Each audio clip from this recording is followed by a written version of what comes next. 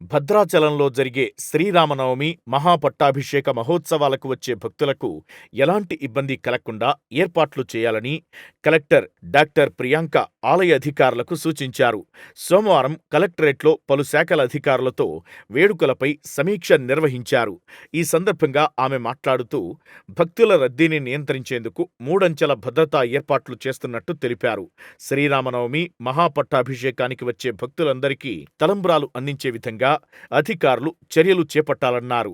కళ్యాణ మండపాన్ని 26 సెక్టారులుగా విభజిస్తున్నామన్నారు. ప్రతి సెక్టార్లో భక్తులకు ఇబ్బంది లేకుండా వేడుకలను చూసేందుకు అన్ని ఏర్పాట్లు చేయాలన్నారు.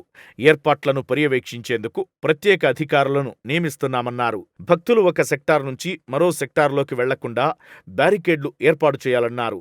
శ్రీరామనవమి, మహాపట్టాభిషేకం సమయంలో భద్రాచలంలో మద్యం, మాంసం విక్రయాలు జరగకుండా అధికారులు చర్యలు తీసుకోవాలన్నారు. పారిశుద్ధ్య పర్యవేక్షణకు ప్రత్యేక చర్యలు చేపట్టాలని డిపిఓను ఆదేశించారు. మంచినీటి సరఫరాకు పట్టణంలో 200 నల్లాలను ఏర్పాటు చేయాలన్నారు. ప్రతి సెక్టార్కు మంచినీటి సరఫరాకు ఏఈలను నియమించాలని మిషన్ భగీరథ ఈఈని ఆదేశించారు. పార్కింగ్ సమస్య లేకుండా పక్కాగా ప్రణాళిక రూపొందించాలని పోలీసు అధికారులకు సూచించారు. భక్తులు గోదావరిలోకి వెళ్లకుండా బ్యారికేడ్లు, గజ ఈతగాళ్లను అందుబాటులో ఉంచాలన్నారు. 24 గంటలు పనిచేసే విధంగా వైద్య శిబిరాలను ఏర్పాటు చేయాలని తెలిపారు.